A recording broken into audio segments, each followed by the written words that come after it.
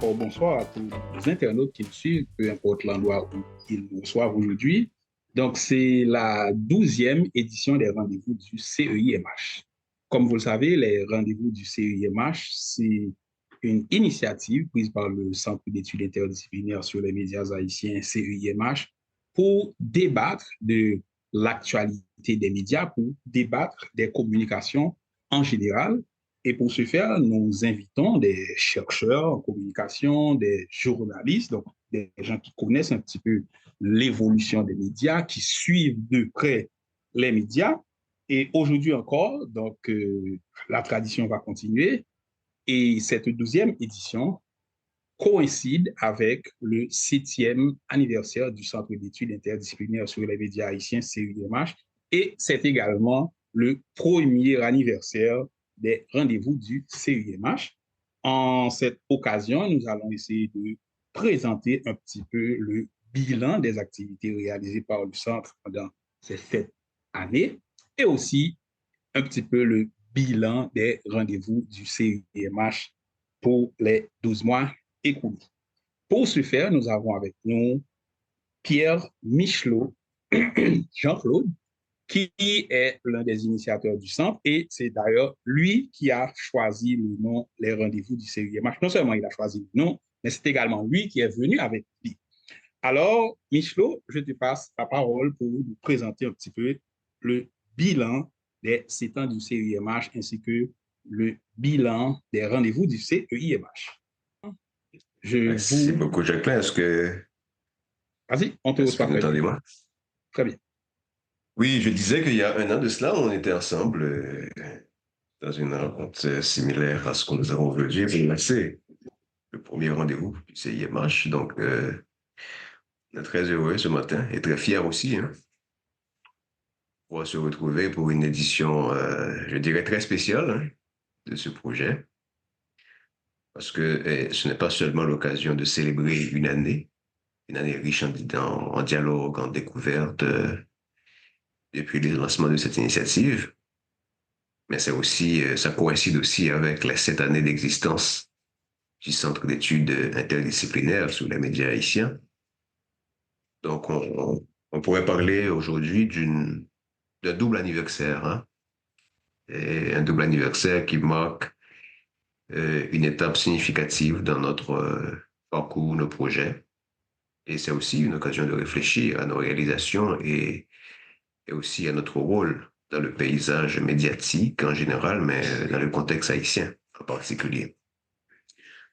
Bon, comme Jacqueline l'a dit il y a quelques instants, le CIMH a été fondé en septembre, le 20 septembre 2017, avec une mission très claire, celle de favoriser une compréhension plus profonde des médias haïtiens à travers des activités de recherche, des activités de réflexion comme celles que nous faisons aujourd'hui, et qui touche différentes dimensions, que ce soit la dimension socioculturelle, économique, politique, tout ça, les questions éthiques, etc. Et c'est un engagement qui consiste à étudier la transformation des pratiques journalistiques et l'impact des technologies numériques, ainsi que le rôle central des médias dans la démocratie, et en général, mais en Haïti en particulier. Donc, il est à noter que CIMH est enregistré, est basé officiellement à Québec, mais avec un bureau à Port-au-Prince et depuis ses débuts. Et donc, on essaie d'être à l'avant-garde de l'analyse des médias dans un contexte de mutation constante. Et donc, je ne sais pas faire un bilan. Je ne crois pas qu'on aura le temps de faire un bilan à proprement parler, mais je peux dire que depuis sa création, le CIMH a mené plusieurs projets, notamment des projets de recherche de grande importance. Et il s'agit, cela se manifeste par la publication de plusieurs articles, de divers articles scientifiques, de thèses reconnues, notamment à l'Université Laval, ce qui offre, et il offre aussi des consultations spécialisées à divers organismes. Et nous avons également organisé de nombreux événements. Bon, l'événement qu'on a aujourd'hui, dont on célèbre le premier anniversaire, c'est un exemple de nos événements. qui ont permis un dialogue enrichissant entre, je dirais, les chercheurs, les professionnels, les médias et le grand public. Ces rendez-vous sont devenus, je dirais, en l'espace de 12 mois, une plateforme essentielle, hein, pour aborder des thématiques variées telles que on a déjà abordé plusieurs thématiques comme la déontologie des médias, l'impact des médias sur l'opinion, le rapport entre médias et religion, et un ensemble de questions. Et comme ça, donc, et vous allez trouver les différentes éditions sur notre site web, également disponible sur YouTube. Vous pouvez, c'est accessible au grand public. Et parmi d'autres contributions, on peut citer aussi, comme je l'ai dit, hein, il y a des publications scientifiques sur les transformations du système médiatique en Haïti et la participation active des Haïtiens. On mène des réflexions sur la participation active des Haïtiens de la diaspora dans le débat médiatique. Et puis, il y a d'autres éléments très importants aussi, comme la participation du CIMH au processus de négociation de la Convention internationale de l'ONU sur l'utilisation des technologies de l'information à des fins criminelles. Et un projet, disons, une participation qu'on a faite dans le cadre du comité ad hoc des Nations Unies à Vienne et à New York. Donc, ce qui témoigne des engagements du CIMH par rapport aux enjeux, aux différents enjeux que nous connaissons. Donc, c'est dire que au cours de ces 7 années, on a pu développer des partenariats également stratégiques, des partenariats stratégiques avec plusieurs institutions. C'est le cas de l'UNESCO, le PANOS Haïti, l'Institut PANOS, je veux dire. Donc, c'est dans le but de renforcer notre portée et notre influence. On remercie d'ailleurs nos différents partenaires. Je viens de parler de l'UNESCO, de l'Institut Panos, il y a aussi l'Université d'État d'Haïti, la JH, l'Association des journalistes haïtiens. Là, je risque de faire des jalousies, puisque nous avons aussi beaucoup d'autres partenaires que je n'aurai pas le temps de citer, mais qui sont tout aussi importants dans le cadre de nos activités. Et les différents panels qu'on organise, surtout dans le cadre des rendez-vous du CIMH. Et je crois que jusqu'à maintenant, on a déjà reçu une cinquantaine, plus d'une quarantaine d'intervenants, des chercheurs, des journalistes et des acteurs, dans le cadre de cette série de discussions qui attire des centaines de participants, que ce soit sur Zoom, sur les réseaux sociaux, mais aussi à travers les vidéos disponibles sur le site web du CIMH. Donc, pour revenir aussi sur la participation du CIMH aux négociations sur la cybercriminalité, donc ça revient encore à parler de notre volonté de contribuer à une meilleure compréhension de la cybercriminalité et dans le contexte de l'essor des outils de technologie d'information et de la communication en rapport avec leurs conséquences sur le fonctionnement des médias.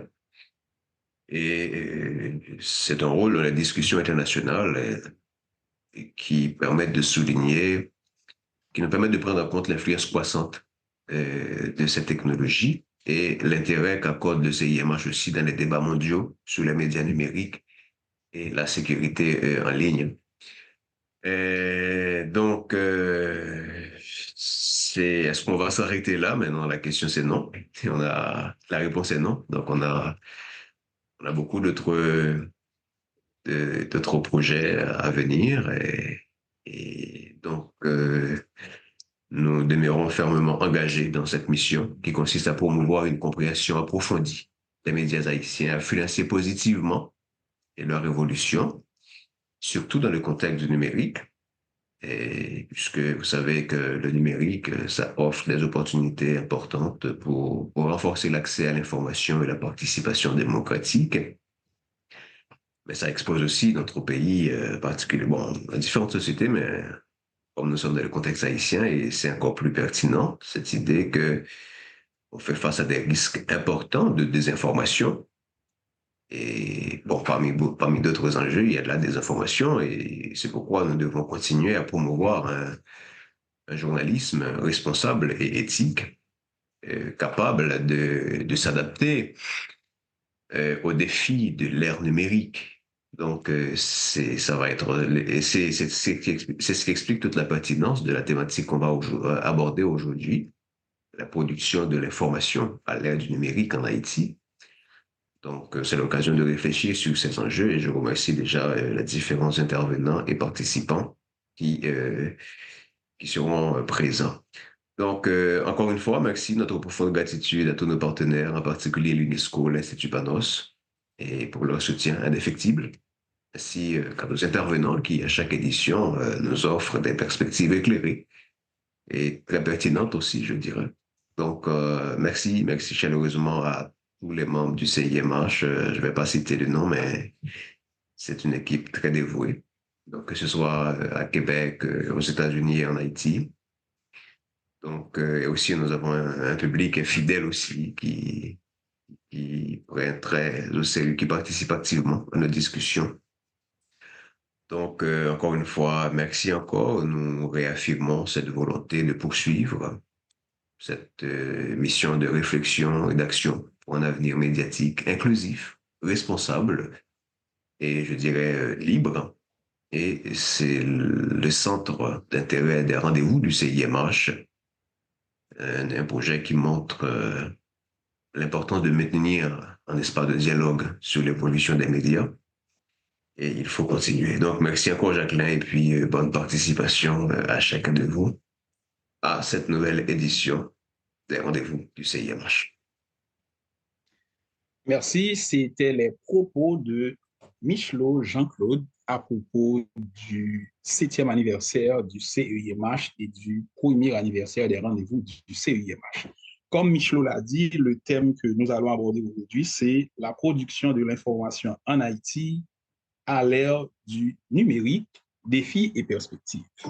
Et pour pouvoir aborder ce thème, nous avons trois invités de marque, trois invités qui s'y connaissent. Mais avant cela, laissez-moi rapidement remercier nos différents partenaires. Donc, il y a le bureau de l'UNESCO en Haïti, l'Institut Panos, l'Université d'État d'Haïti, l'Association des journalistes haïtiens AJH. Il y a également l'École des médias et puis la Globocom. Donc, on l'a dit, le thème, c'est la production de l'information en Haïti à l'ère du numérique. Et nous avons trois invités pour débattre de ce thème.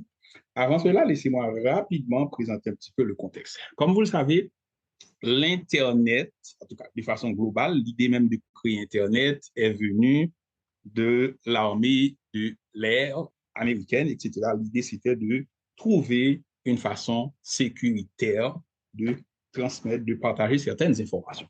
Et puis, finalement, en 1990-1991, on a eu l'invention de l'Internet en tant que tel et du web. Et à partir de la mi-1994, alors de la première moitié de la décennie 1990-2000, à ce moment-là, c'était un petit peu la démocratisation, la libéralisation de l'Internet. Et en Haïti, vers 1995, on a commencé à faire l'expérience de l'Internet. Et là, donc, l'Internet couplé au web, en quelque sorte, ça fait partie de ce qu'on pourrait appeler en tout cas à l'époque, on les appelait les nouvelles technologies de l'information et de la communication. Donc, puisqu'elles ne sont plus nouvelles, c'est les TIC, les technologies de l'information et de la communication. Haïti a commencé à faire l'expérience des TIC vers 1995 et très rapidement, ça allait en quelque sorte modifier, chambarder complètement l'échiquier des médias dans le monde, mais aussi en Haïti, en ce sens que certains médias ont dû se réinventer, d'autres malheureusement ont disparu. On peut dire quand même qu'il y a beaucoup de nouveaux médias qui ont vu le jour à partir de ce boom, notamment le groupe Médias Alternatifs, donc qui inclut Alter Presse, qui a aujourd'hui Alter Radio. Donc, Alter Presse, c'est pratiquement l'un des premiers sites d'information en Haïti. On a eu aussi Radio Kiskia qui s'est réinventé en créant un site Internet très interactif, très instructif. D'autres médias aussi, comme Radio Métropole, qui utilise aussi, qui fait un très bon usage des technologies, notamment la vidéoconférence, etc., pour recevoir certains invités à la rubrique Le Point qui se trouve à l'étranger. Mais comme on l'a dit, il y a aussi le Nouvelliste qui fait un effort aussi pour s'adapter à ce nouvel écosystème. Mais cependant, d'autres peinent encore à retrouver leur marque. Donc, pour aborder tout ça, nous avons trois invités de marque. Nous avons d'abord Godson Pierre, journaliste de plus de 40 ans d'expérience. Il a notamment travaillé à Radio Port-au-Prince, il a collaboré à Radio Kiskeya. Il est actuellement le correspondant, en tout cas l'un des correspondants du RFI en Haïti. Il est le coordonnateur du groupe Média Alternatif. Il est également le directeur général de Alter Radio, donc c'est spécialiste dans le domaine des technologies, en tout cas un spécialiste dans le domaine de la communication et du journalisme en Haïti. Il y a également Stéphane Lacroix, journaliste de carrière qui a une maîtrise en journalisme. Donc, il a plus de 35 ans d'expérience dans le domaine du journalisme et de la communication. Il travaille présentement à Radio Métropole comme animateur de l'émission Métroïd. Il a également été responsable de communication dans certains projets, notamment de l'USAID. Il a également été le responsable de communication à la DINEPA. OK, à la DINEPA. Ensuite, notre troisième invité, c'est Danaxon Joachim, qui est doctorant en communication. Donc, il est doctorant au laboratoire des enjeux de la communication à l'Université Grenoble-Alpes en France. Donc, c'est un spécialiste en communication qui s'intéresse notamment aux pratiques journalistiques. Il a déjà réalisé plusieurs recherches dans le domaine de la communication. Donc, il sera également avec nous. Et pour démarrer, nous passons la parole à Godson Pierre, comme je l'ai dit, qui est le président du groupe Média Alternatif et le directeur général de Alter Presse. Bonjour Godson, c'est un plaisir de vous avoir avec nous ce matin. Alors,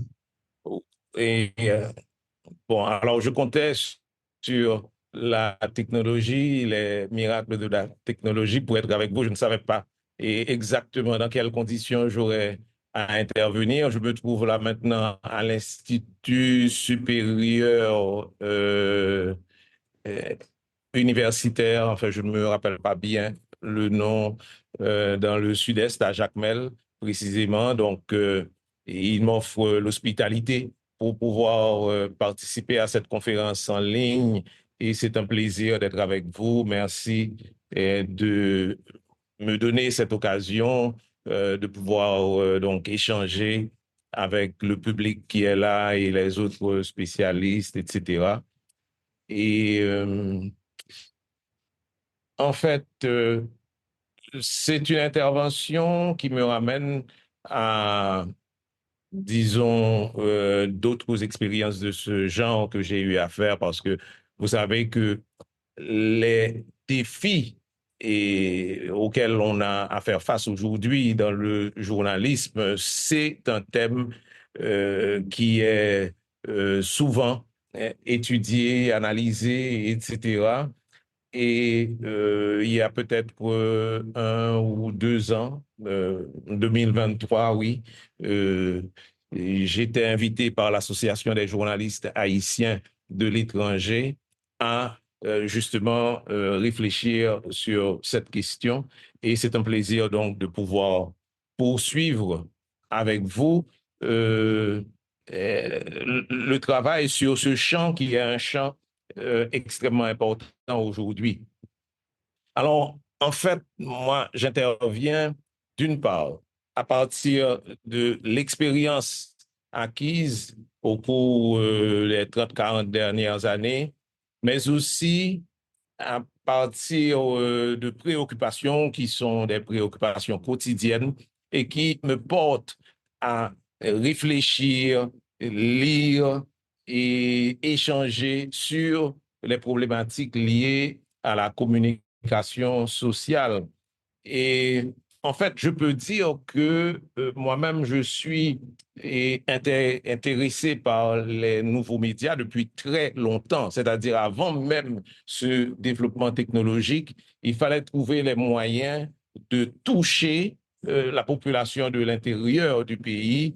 Et à côté de mes expériences de radio formelle, à radio classique, Port-au-Prince, Antilles, Soleil, Quisqueya, Tropique, etc., j'ai eu à mettre en place dans le Centre de recherche et d'action pour la communication des moyens adaptés pour pouvoir toucher l'intérieur du pays, rencontrer les secteurs. Et c'est ainsi que pendant plusieurs années, nous avons édité un magazine bimensuel sur cassette où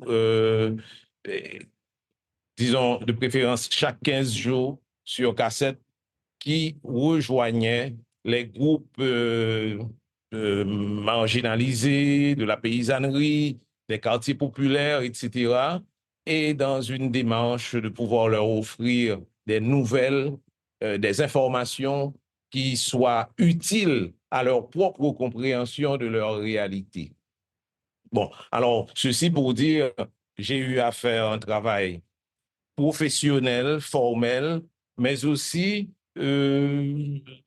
dans mes expériences, j'ai mis au point des moyens adaptés donc pour pouvoir faire une communication utile. Ceci sans oublier les principes qui sont les principes fondamentaux de ce métier. Donc des pratiques hors médias, des pratiques dans les nouveaux médias et dans le cadre d'un processus, je dirais, d'information, mais aussi d'éducation, communication populaire, donc qui me donne, je dirais, cette vision que je partage avec vous, qui est une vision critique, mais aussi une vision qui nous permet d'embrasser la technologie pour essayer d'aller plus loin dans la communication sociale. Et le défi principal qui a toujours été ce défi-là, c'est le même, je pense, c'est pouvoir répondre efficacement aux besoins d'information de la population dans un contexte qui est particulier, un contexte de crise multidimensionnelle, crise au niveau sécuritaire, crise politique, crise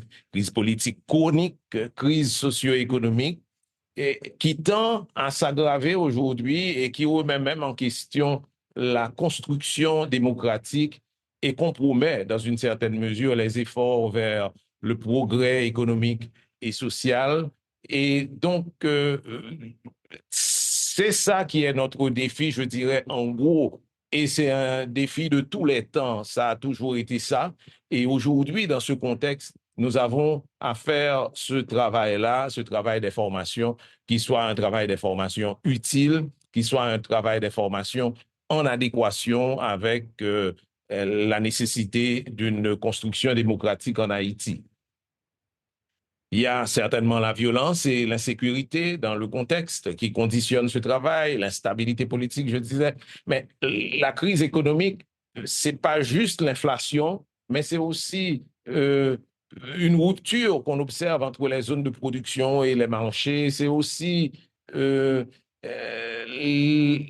dégradation accélérée des infrastructures, l'occupation des routes par les gangs, la détérioration donc de tout le milieu haïtien. J'entends souvent dire ces jours-ci que c'est un pays à fin crasé. C'est un pays qui fin crasé et ou par contre qui à venir, qui gagne. Autre élément de contexte, je pense, c'est la montée, justement, et c'est ça qui nous intéresse, la montée continue en puissance des réseaux sociaux. C'était le cas il y a 15, 20, 25 ans, plus ou moins, mais c'est encore le cas aujourd'hui car nous sommes dans une transformation permanente, montée continue en puissance des réseaux sociaux, ce qui change radicalement et ceci de jour en jour l'écosystème de l'information. On a à la fois des médias établis suivant des formules anciennes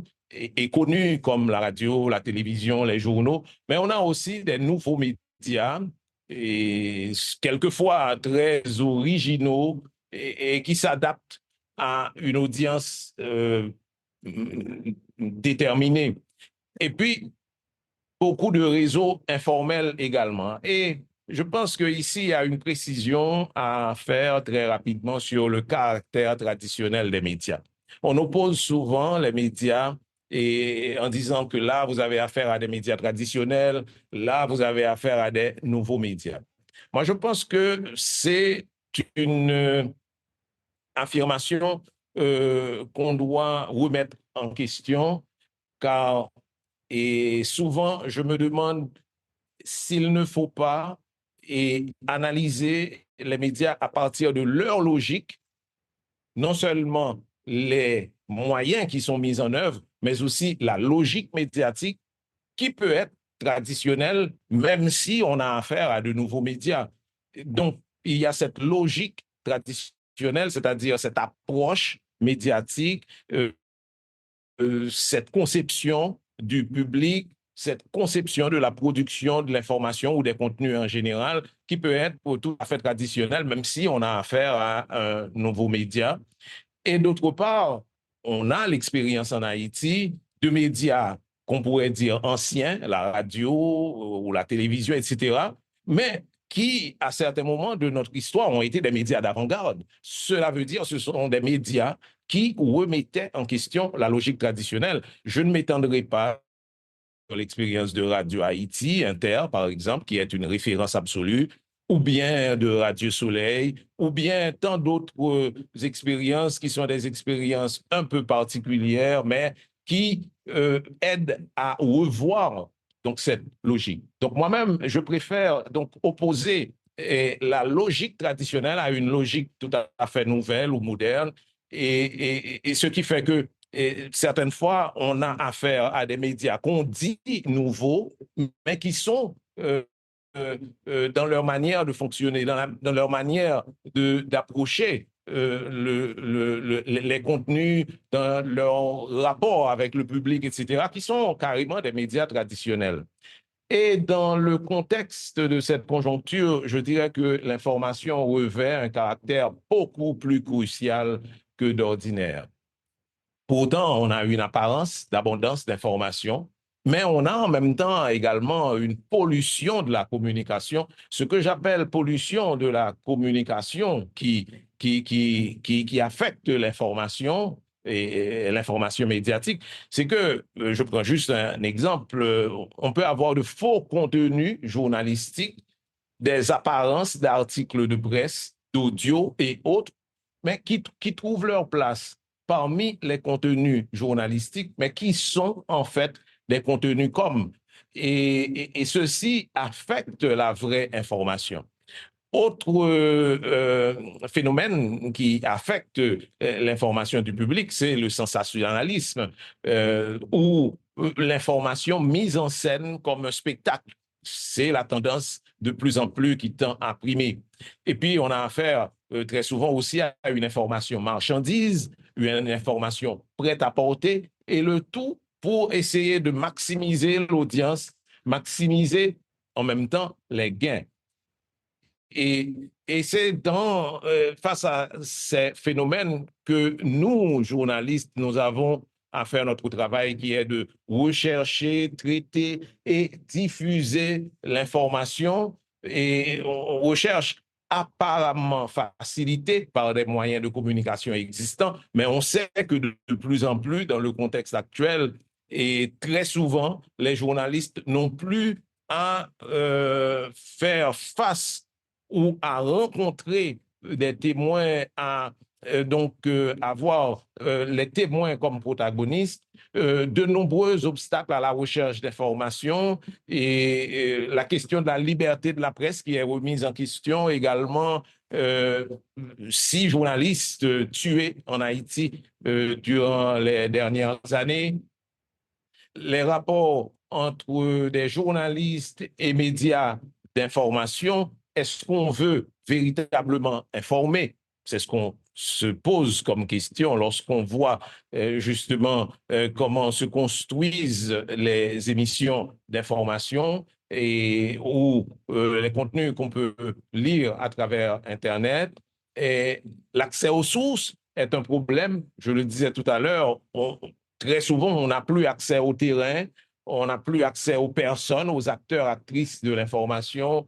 à la documentation nécessaire, des difficultés matérielles également dans un contexte économique difficile, manque de préparation des ressources humaines, des gens qui se disent journalistes et qui n'ont pas justement les outils essentiels pour faire le métier, et le poids des intérêts divers, économiques, politiques et autres sur le processus d'information. On est face aussi à un recul du respect de l'éthique et c'est pour ça qu'on observe autant de dérives. Ça concerne les Haïtiens, mais on l'a vu très, très récemment, ça concerne aussi les journalistes étrangers qui viennent exercer en Haïti. On a un problème de confusion de rôle parfois entre l'entertainment et le journalisme. On ne sait pas toujours lorsqu'on est dans l'entertainment ou bien lorsqu'on est dans le journalisme, la confusion de genre et les faits, les opinions, les commentaires, les analyses, tout se mélange. Et puis, on a un autre problème extrêmement important, c'est que on observe bien qu'il y a un poids de l'Internet, mais quel est le poids réel de l'Internet aujourd'hui dans la diffusion de l'information?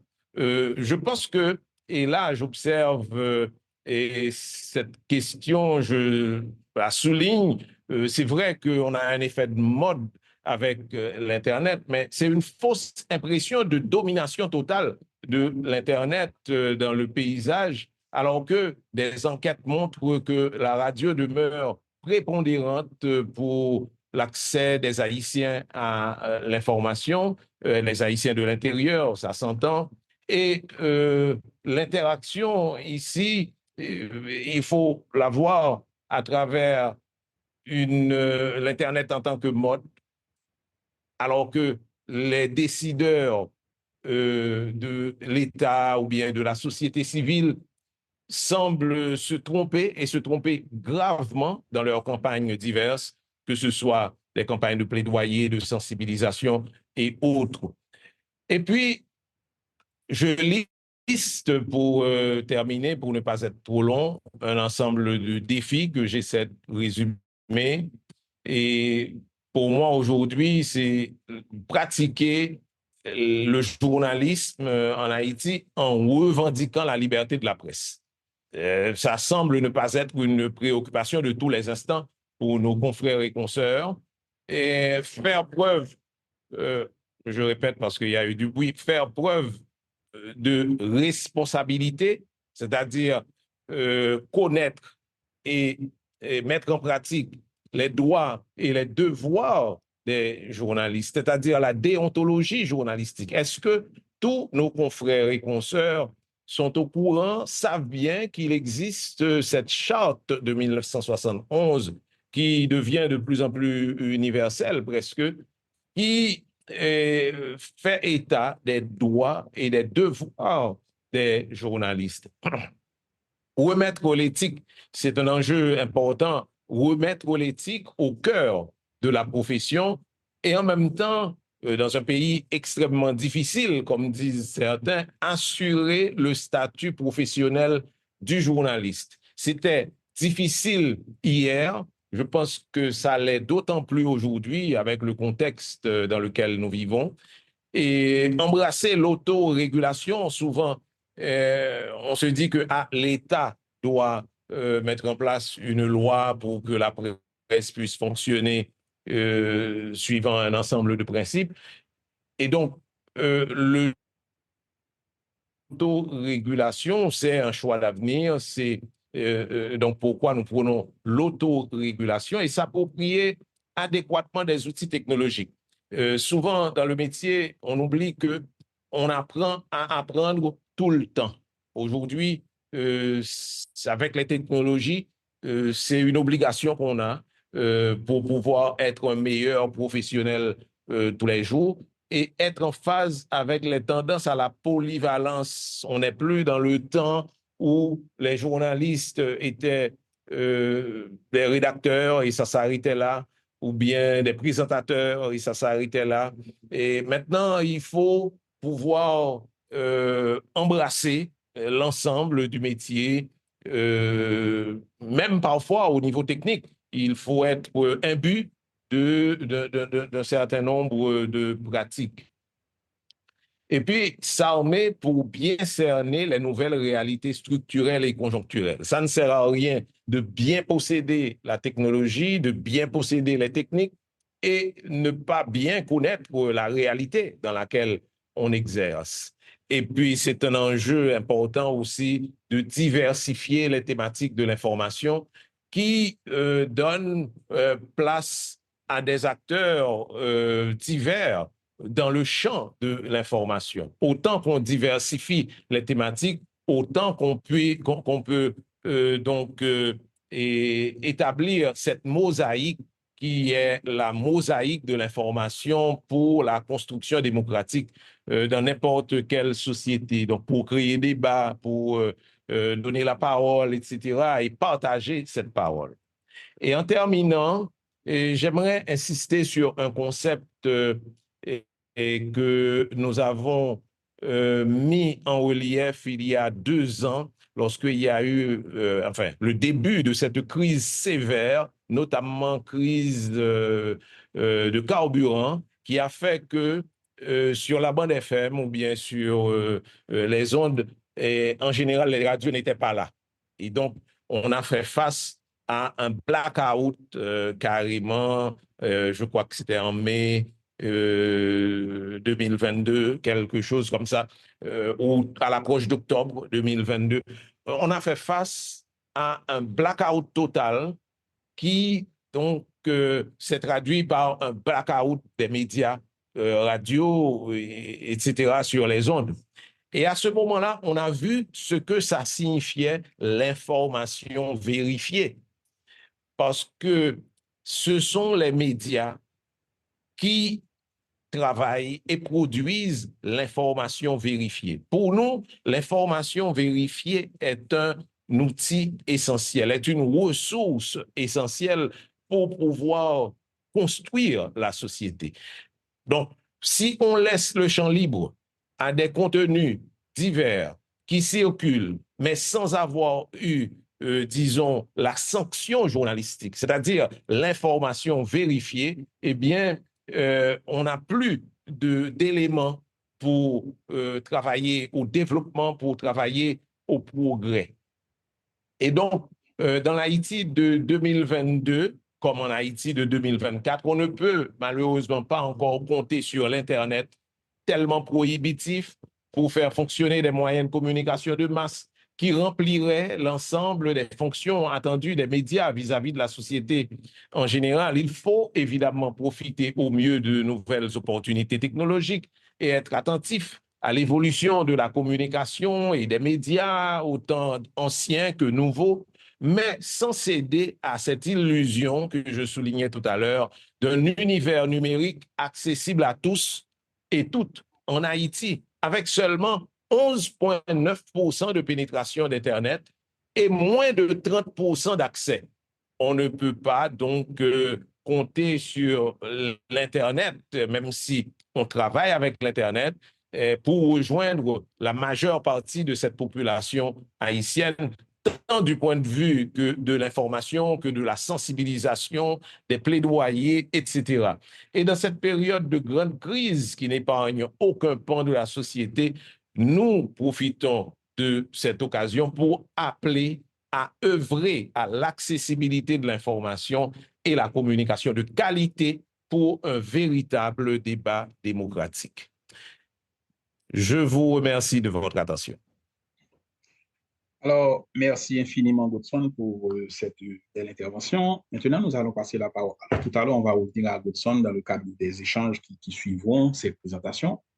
Maintenant, nous allons passer la parole à Danaxon Joachim, doctorant en communication, pour sa présentation. Donc, Danaxon, la parole est à vous, si vous nous recevez. Merci, Jacques. J'essaie de partager mon écran.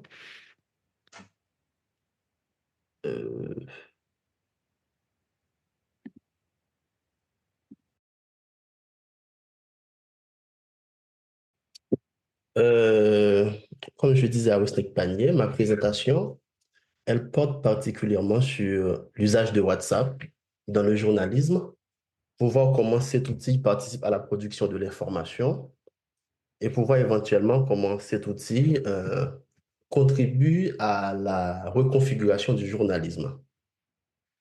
Et je propose de décrire la production de l'information à l'ère du numérique, ou si vous me permettez, à l'ère du WhatsApp, en tenant compte de 3 activités.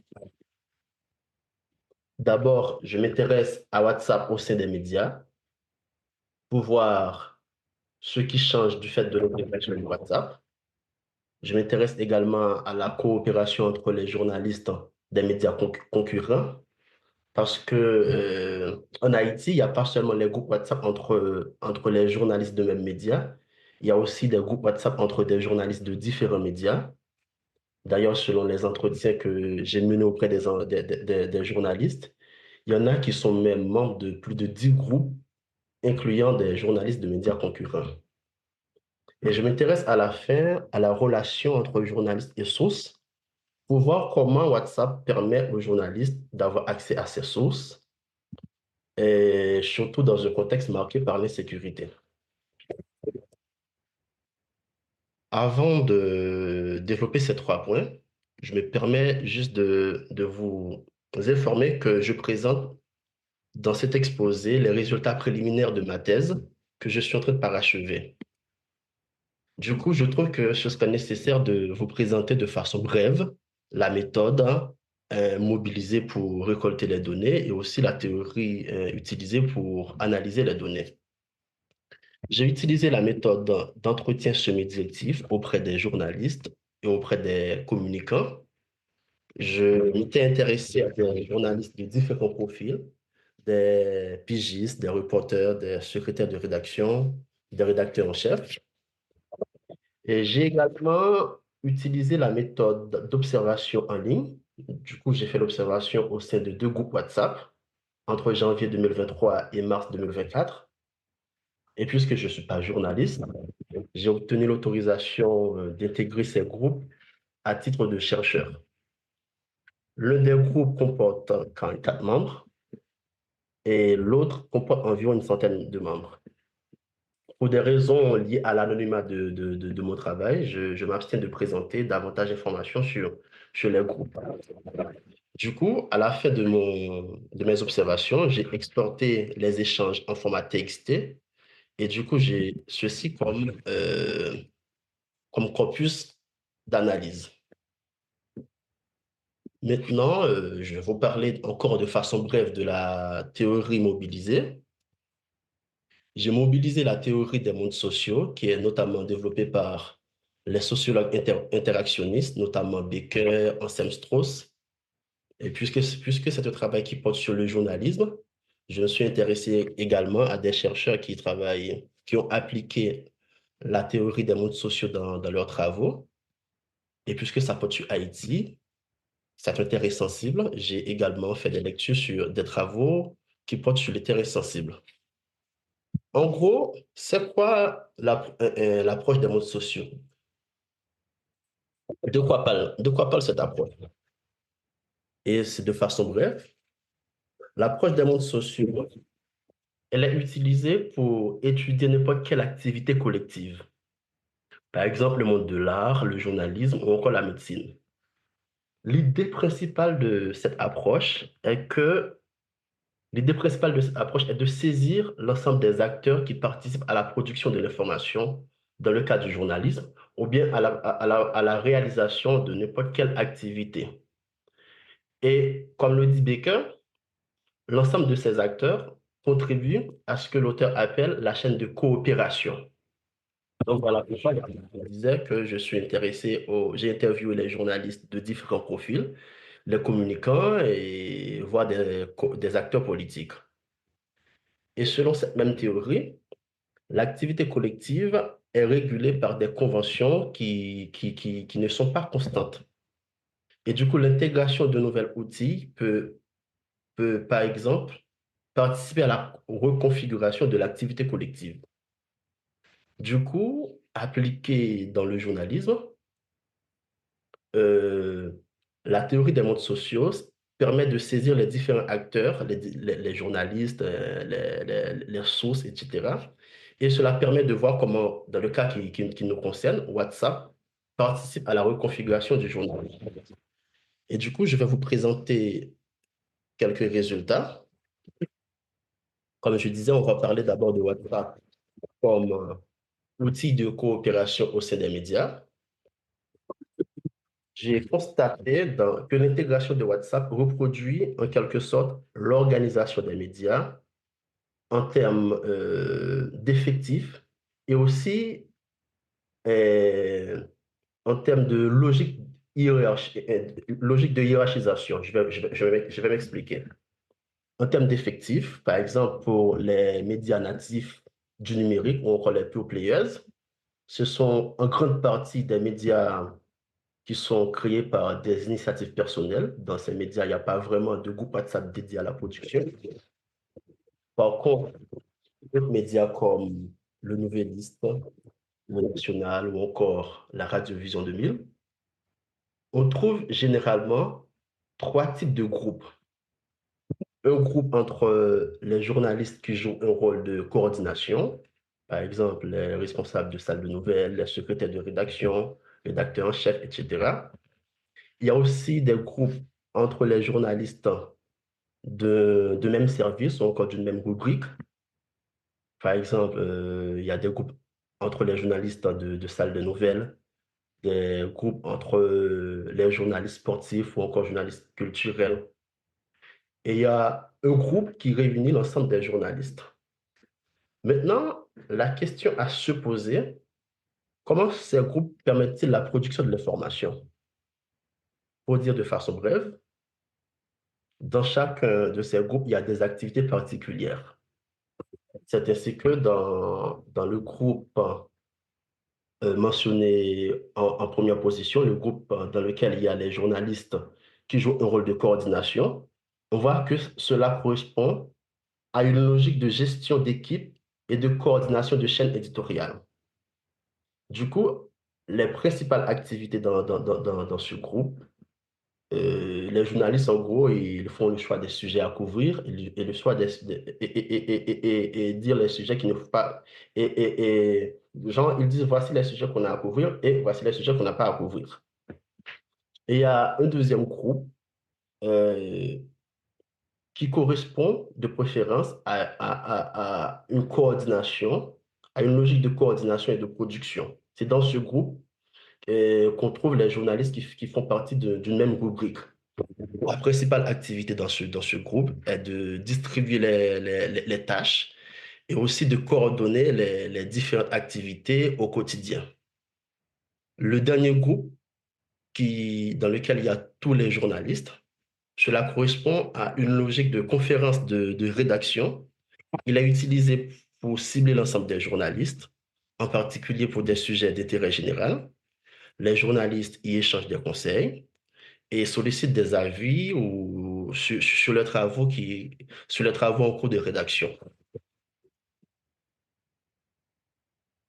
Du coup, par rapport à cela, on peut avancer que les médias en Haïti organisent le travail collectif en tirant parti des avantages offerts par les outils numériques, notamment WhatsApp. Et par rapport à cette organisation qui précède le contexte d'insécurité que l'on remonte le plus souvent à 2019 en Haïti, on voit que cela est avantageux pour les médias dans la mesure où un journaliste qui est absent, il est capable soit pour des raisons de sécurité, il est capable de travailler chez lui. Et voilà pourquoi il y a des médias qui fonctionnent en mode, souvent en fonction du contexte d'insécurité, qui fonctionnent en mode hybride. Du coup, il y a une équipe qui est présente dans les locaux des médias, il y a des journalistes absents, et malgré l'absence des journalistes, des fois, ça n'empêche pas la production de l'information. Et du coup, cela correspond à une sorte de reconfiguration ou bien l'intégration de nouvelles conventions dans le journalisme qui est devenu de plus en plus mobile en Haïti.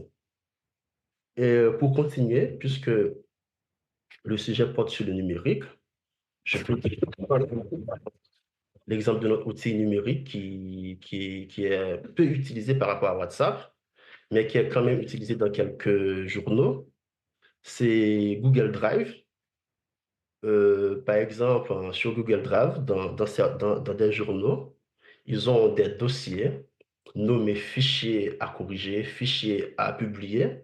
Et du coup, un journaliste qui a un travail à soumettre, selon l'évolution de son travail, il sait déjà dans quel fichier ou bien dans quel dossier a déposé son article.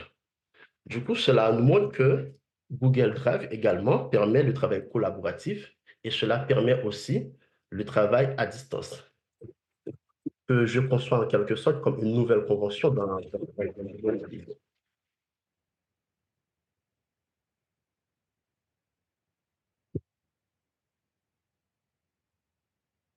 OK. On va parler de la deuxième partie. WhatsApp comme outil de coopération entre les journalistes de médias concurrents. WhatsApp, il est un outil de communication multimodale, en ce sens qu'il permet le partage d'audio, le partage de documents, le partage de liens, etc. Donc, ce qui est intéressant dans le cadre de ce travail, c'est de voir comment ces fonctionnalités sont utilisées dans le journalisme, oui, dans les groupes WhatsApp de journalistes. Pardon.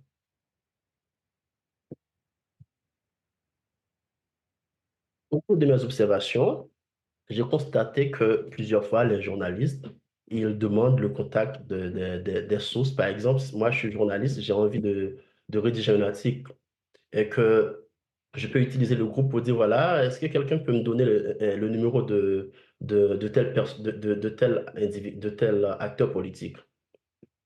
Et en ce sens, ça nous permet d'avancer que WhatsApp, il est utilisé dans le journalisme comme une extension du carnet d'adresses des journalistes. Dans le groupe WhatsApp, il y a aussi des partages de liens, il y a des partages d'audio qui sont souvent suivis de débats entre les journalistes. Et le partage de liens, ce sont des liens d'articles rédigés par des journalistes. Et du coup, ça permet de voir une corrélation entre les débats faits dans les médias traditionnels et ceux dans les groupes WhatsApp.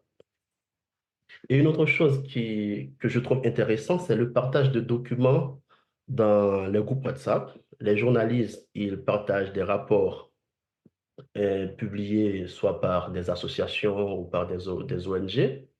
Les journalistes, ils publient également des invitations à des conférences de presse. Ils publient également aussi des réflexions, parce que les journalistes, souvent dans les groupes, ils font des réflexions sur un sujet d'actualité et après, ils publient ça soit en format PDF ou en format Word sur les différents groupes. Et du coup, ça montre que WhatsApp est utilisé à des fins de partage de connaissances et aussi à des fins de ressources, de partage de ressources professionnelles. WhatsApp, selon les observations que j'ai menées, il est aussi utilisé comme un outil de lutte contre les fausses informations. Et WhatsApp, les groupes WhatsApp sont aussi un espace de coopération intergénérationnelle. Je ne veux pas trop tarder là-dessus.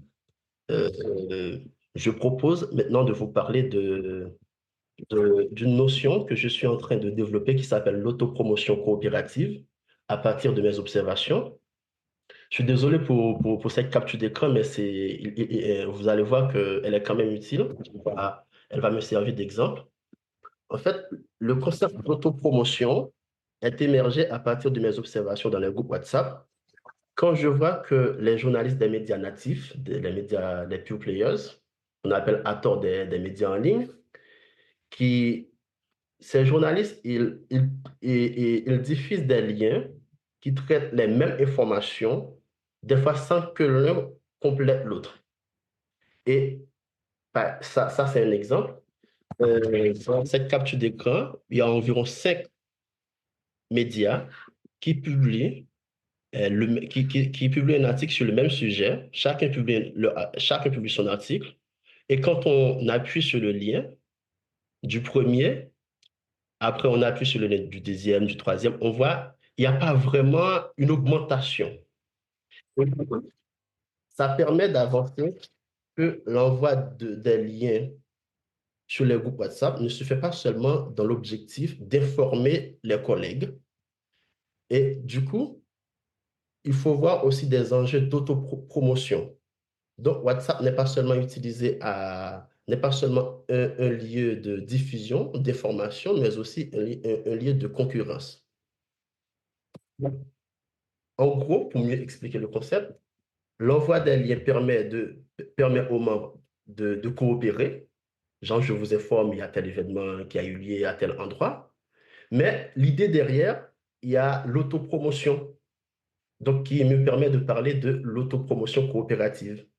Et ça prend aussi naissance par rapport au contexte de la précarité économique des médias dont a mentionné Godson. Genre, vous allez voir que c'est surtout les médias natifs qui pratiquent, qui envoient souvent des liens. Par exemple, bon, je ne vais pas citer les noms, désolé. Du coup, les médias natifs, ce sont des médias peu populaires. Leur modèle d'affaires n'est pas vraiment basé sur la publicité. Donc, c'est la visite du site de ces médias qui constitue la principale source de leurs revenus. Donc, l'autopromotion coopérative, ça s'explique notamment par un contexte de précarité économique et aussi par une logique marchande dont tu as déjà mentionné.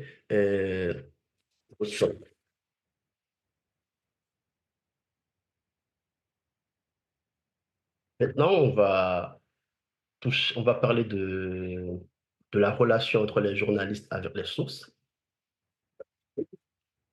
Quand on parle des difficultés des journalistes en Haïti, pardon, l'accès aux sources se trouve à la tête de la liste. Du coup, comment WhatsApp ou encore les outils numériques permettent-ils la production de l'information ou bien permettent l'accès aux sources? J'ai constaté dans plusieurs institutions privées et publiques qu'il y a des groupes WhatsApp entre les communicants et les journalistes. Il y a aussi des groupes qui sont des initiatives des journalistes. Et du coup, ce rapport nous permet de parler des avantages consortiaux. Parce que du côté des communicants, ils peuvent envoyer facilement les invitations à des conférences de presse sur les groupes. Du coup, ils informent les journalistes des différentes activités de son institution, de leur institution, puisque je disais le communicant.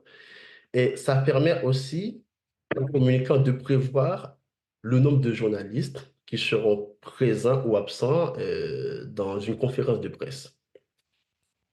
Et du côté des journalistes, si par exemple le journaliste il a un article à rédiger, il peut contacter le communicant pour lui dire, écoutez, est-ce que vous pouvez me répondre à telle question et tout.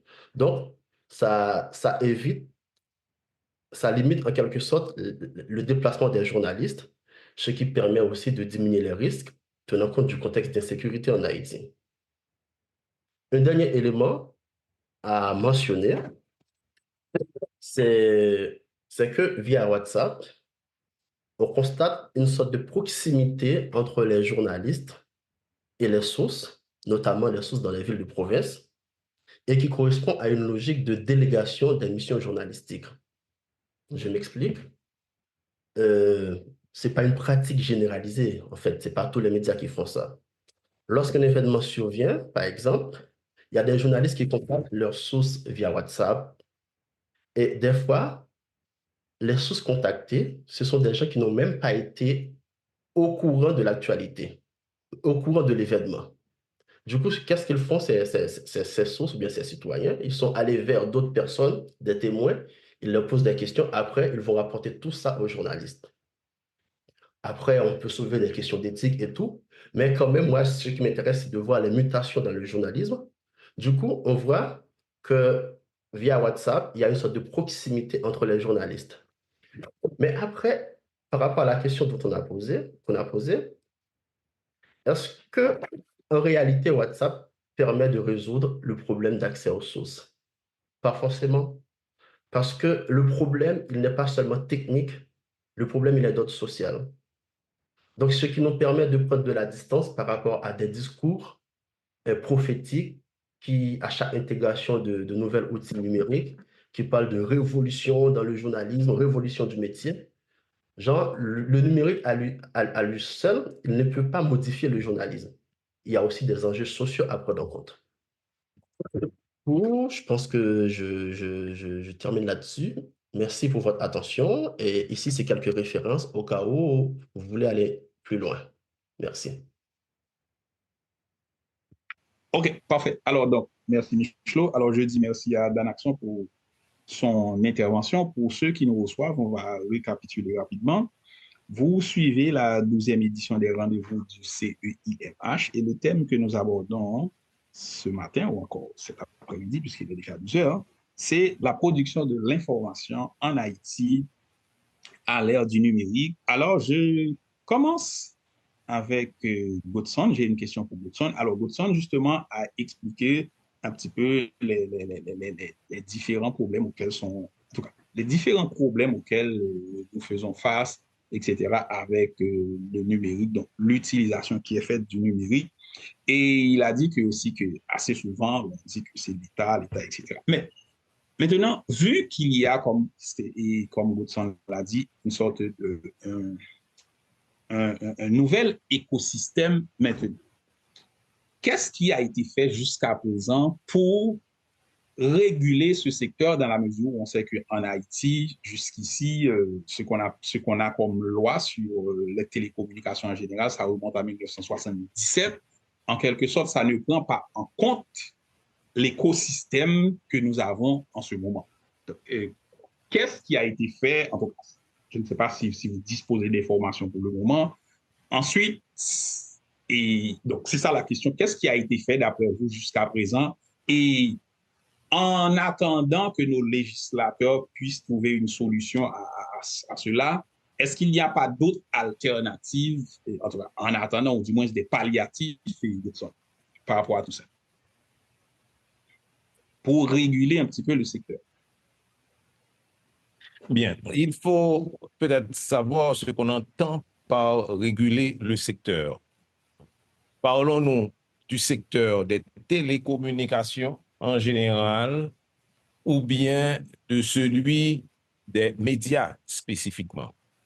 Et sur ça, ce que j'aimerais dire, c'est que il y a la fausse idée que, par exemple, une loi sur la presse peut résoudre les problèmes qu'on enregistre au niveau de ce secteur. Problèmes de diffamation, par exemple, problèmes de non-respect de l'éthique, etc. Or, on sait que il y a des sociétés qui fonctionnent avec des lois sur la presse et d'autres qui ne fonctionnent pas avec des lois sur la presse. Par exemple, aux États-Unis, il n'y a pas une loi sur la presse. Et pourtant, il y a des moyens de contrer les dérives qu'on peut enregistrer dans ce secteur.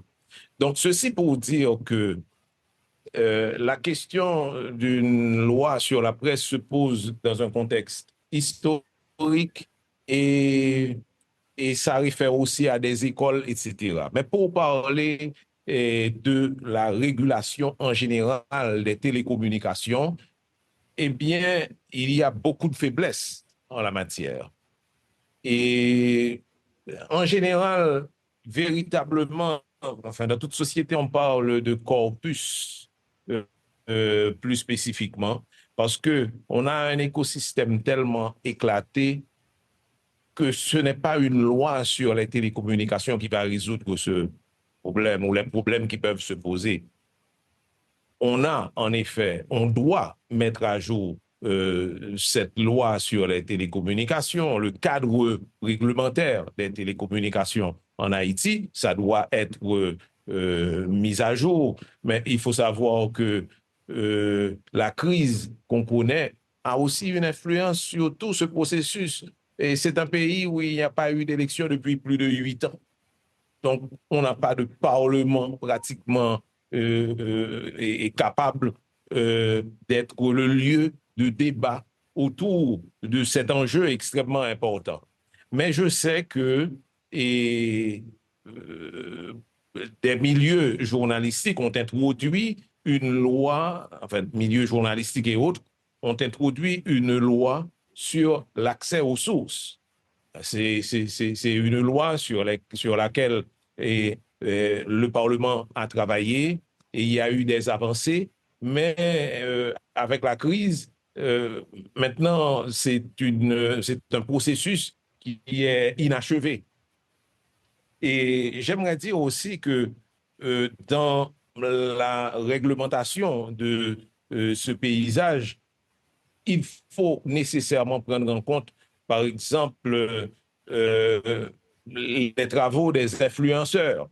Et dans ce domaine, il y a des exemples. Il n'y a pas longtemps, la France a légiféré sur cet aspect. La République dominicaine aussi prend en compte cet aspect que des contenus sont produits par des gens qui ne sont pas des journalistes, mais qui ont à rendre compte vis-à-vis de certaines instances et à rendre compte aussi au public du travail qu'ils font et qui ont des exigences à respecter dans ce travail-là, qui est un nouveau champ, le champ donc d'influenceurs.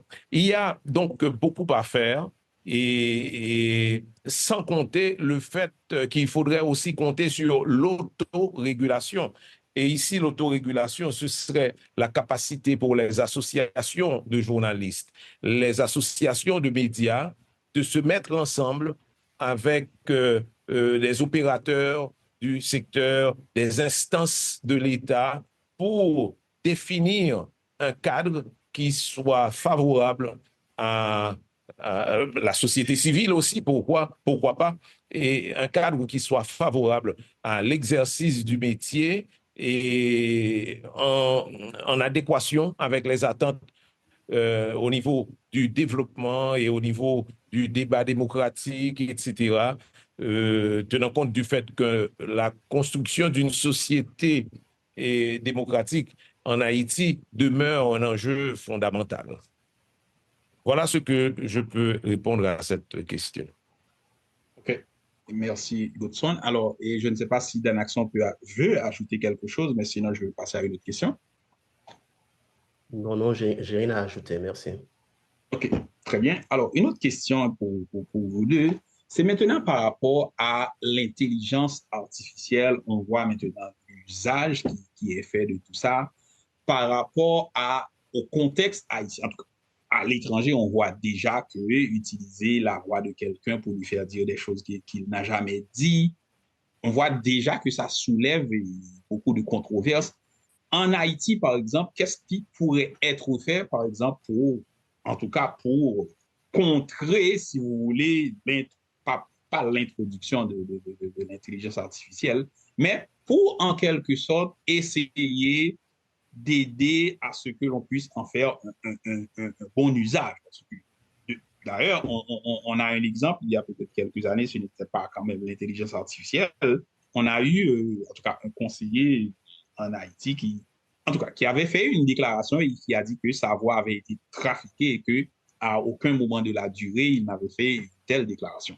Par rapport à l'intelligence artificielle, est-ce que vous voyez des balises qui pourraient être mises pour empêcher que, par exemple, on en fasse un mauvais usage dans le domaine de l'information en Haïti?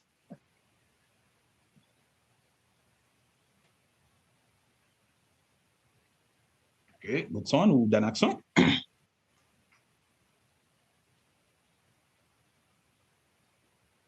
Je peux me lancer. En fait, ce n'est pas spécifiquement un domaine de réflexion pour moi, mais c'est un enjeu extrêmement important.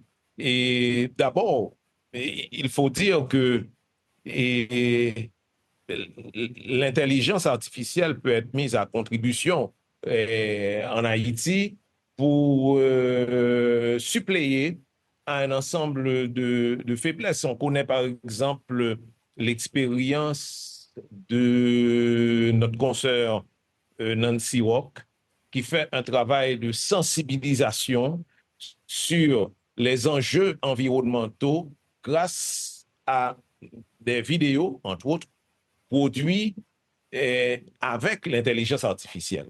Cela veut dire que, enfin, je prends juste cet exemple-là pour dire que il y a moyen de mettre à contribution l'intelligence artificielle pour suppléer à un ensemble de faiblesses et pour justement faire un travail de sensibilisation, un travail même d'éducation, etc. Donc, ça, c'est une dimension de la question.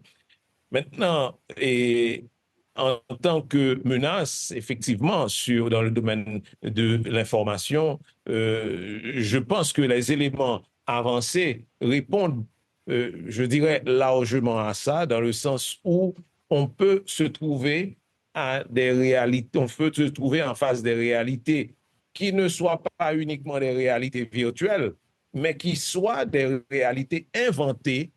Et à ce moment-là, il appartient aux journalistes de pouvoir faire la différence et de pouvoir être vigilant par rapport à ça. Mais d'autre part, il y a un rôle aussi de la justice vis-à-vis de ce problème-là. Et, et malheureusement, notre justice a des difficultés à répondre à des besoins qui sont des besoins concrets, elle a des difficultés à traiter le réel. Maintenant, et pour traiter la réalité virtuelle, elle est encore beaucoup plus démunie. N'empêche que certaines fois, la justice a été mise à contribution en Haïti pour corriger un ensemble de dérives et ça fait maintenant un précédent. Je crois qu'il y a, et là je dois encore citer Nancy Walk qui a porté plainte contre l'utilisation qui a été faite de son nom, diffamation qu'elle a subie à travers les réseaux et qui a pu trouver justice sur cette question-là en Haïti. Donc, il y a moyen et des juristes ou avocats comme Samuel Matistin a eu à traiter de ces questions-là et il vous dira que c'est vrai que nous avons un problème de référence légale, mais il reste encore les conventions signées par Haïti et un ensemble de corpus au niveau légal que Haïti a adopté et qui ouvre des voies pour pouvoir adresser un tant soit peu ces questions-là. Et c'est un enjeu important et ce n'est pas pour Haïti seulement, et qu'il s'agisse des pays développés et des pays très avancés ou des sociétés comme les nôtres, la question de l'intelligence artificielle demeure un enjeu central et la presse devra de toute façon développer des moyens pour faire la part des choses lorsqu'il s'agit de l'utilisation de l'intelligence artificielle. Merci, Godson. Alors, Dan Axon, question pour toi. Maintenant, par rapport à ce que tu as déjà effectué comme recherche sur l'utilisation de WhatsApp dans les salles des nouvelles, notamment pour permettre l'utilisation d'un modèle hybride dans les salles des nouvelles, en tout cas, d'après les informations que tu as recueillies, est-ce que ça a en quelque sorte rendu les salles des nouvelles beaucoup plus efficaces ou du moins c'est juste un palliatif en ce sens que certains journalistes ne peuvent pas se rendre sur place?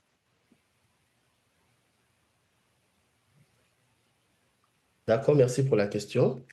Permettez-moi juste de rebondir sur OK, vas-y. l'intervention. La première question, en fait. Euh, il est vrai que c'est pas trop mon domaine de recherche.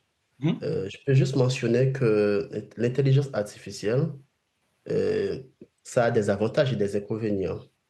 Par exemple, en Haïti, je pense qu'on a lancé euh, le, on a lancé TeachCheck et Haïti Thomas, qui sont des logiciels qui permettent de lutter contre les fausses informations. Tout ça, c'est des fruits de l'IA. De la même manière qu'on peut utiliser l'IA pour produire les fausses informations, on peut utiliser l'IA pour lutter contre les fausses informations. Après, encore comme désavantage que je remarque, bon, en tout cas à partir de mes observations, j'ai l'impression que maintenant, il y a beaucoup de journaux, surtout les médias, les pure players, qui utilisent beaucoup IA pour produire leur contenu. Et il y a des biais algorithmiques qui, dès que vous avez l'article devant vous, vous commencez à lire, vous dites, non, là, selon telle formulation, si vous connaissez bien ChatGPT, vous pouvez dire, bon, là, il semble que ce texte a été généré par ChatGPT, en quelque sorte. Donc, je pense que déjà, on a un problème de niveau de formation des journalistes. Si les journalistes se mettent à utiliser ChatGPT, là, on va encore diminuer le niveau. Donc, en gros, il y a des avantages et des inconvénients. Donc, l'autre question, c'était pour dire si c'est efficace Oui, le fait que oui, les journalistes peuvent travailler en mode hybride. Oui, en fait, je ne veux pas dire que c'est efficace en termes d'évaluation, mais, mais ça permet aux médias, ça permet le fonctionnement des médias du fait du contexte d'insécurité. Vous imaginez un journaliste qui habite dans une zone dangereuse, il y a des conflits dans sa zone, ils ne peuvent pas se rendre aux médias, mais le rédacteur en chef peut juste lui dire, écoutez, tu ne peux pas te rendre aux médias, voilà ce que tu peux faire. Tu peux juste interviewer les personnes aux alentours et après tu rédiges un article. En quelque sorte, je peux dire, ça rend le média opérationnel malgré le contexte d'insécurité. Mais je ne peux pas dire si ça permet, si ça rend les journalistes plus efficaces en fait. merci. Alors, Godson, une autre question. On sait que maintenant, avec le foisonnement des médias qu'on appelle, en tout cas des agences en ligne qui existent en ce moment, et aussi toutes sortes de gens qui se disent journalistes, il y a une sorte de concurrence qui se fait en ce sens que les médias anciens, comme vous les appelez, au lieu de dire médias traditionnels, font face à un problème maintenant. C'est-à-dire, c'est que l'information qu'ils produisent maintenant peut être périmée, peut être dépassée. Vous avez quand même expérimenté les deux, en ce sens que vous avez Alter Press, etc., qui produit quand même une information de qualité. Mais parallèlement, vous avez aussi une station de radio. Comment vous faites avec ces deux médias pour, en quelque sorte, comment je peux jongler entre la nécessité de publier une information en premier et aussi la nécessité justement de vous assurer que l'information est vraie. Alors, tout journaliste fait face à ce besoin d'être premier sur une information et sur ça, on a des avantages et des limites. Et nous-mêmes, étant donné notre proximité avec un certain nombre de secteurs, et ce n'est pas une proximité cachée, c'est une proximité affirmée, et les associations de la société civile, en particulier du secteur paysan, du secteur des femmes, des ouvriers, etc., c'est un choix que nous avons fait dès le début. Il arrive que cette proximité nous donne accès à des informations qui sont des informations de première main et qui vont être diffusées pour la première fois sur Alter Press ou sur Alter Radio. La notion pour nous d'exclusivité ne se limite pas à l'exclusivité au niveau des grands acteurs de l'information qui peuvent être des acteurs d'État ou les grandes sociétés privées, etc. Pour nous, l'essentiel, c'est quelle information est utile pour le public. Et c'est à partir de ça que nous construisons notre agenda médiatique tous les jours. Maintenant, sur beaucoup d'informations, nous-mêmes, on ne cherche pas à être les premiers parce que on ne veut pas non plus être les premiers à nous tromper. Donc, dans ce cas-là, il vaut mieux laisser l'information évoluer. Et même, je pourrais ici en profiter pour souligner des pratiques qui se développent maintenant, c'est-à-dire que vous êtes en face de processus qui ne sont pas complétés, soit par exemple une décision qui sera prise au niveau de l'État, ou bien ce qui pourrait être des intentions, n'est-ce pas? Et tout ça se retrouve comme des informations exclusives. Et quelquefois, si la décision n'est pas prise ou si la décision n'est pas finalement adoptée, on viendra raconter que, ah voilà, eh bien, cette décision était en cours, mais finalement, euh, les décideurs ont changé d'avis, etc. Nous, on ne veut pas se trouver dans cette position-là. C'est-à-dire que pour nous, une information complète, une information complétée, c'est une information documentée, c'est une information sur laquelle on n'aura pas à revenir. Et tant qu'on n'est pas justement et tant qu'on n'a pas cette garantie-là, nous, on n'est pas pressé d'informer.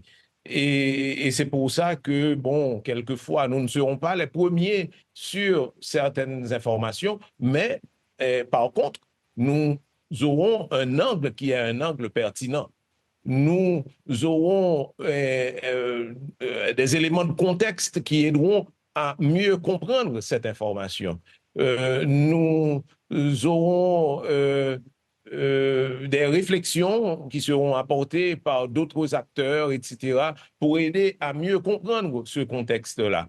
Donc, nous, c'est ce choix que nous faisons, c'est-à-dire une information de qualité qui se fait certainement en tenant compte du temps qui passe, mais qui n'a pas ce temps qui passe comme, je dirais, un impératif absolu.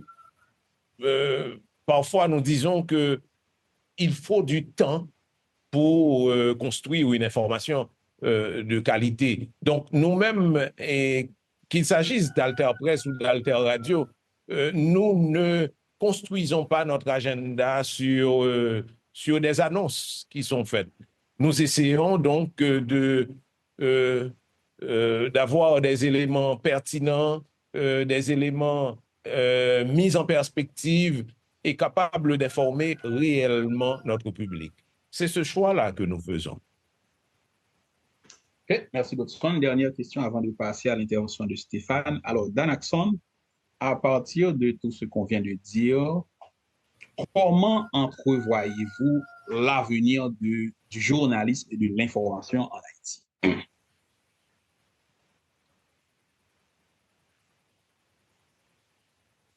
Comment je vois l'avenir du journalisme en Haïti?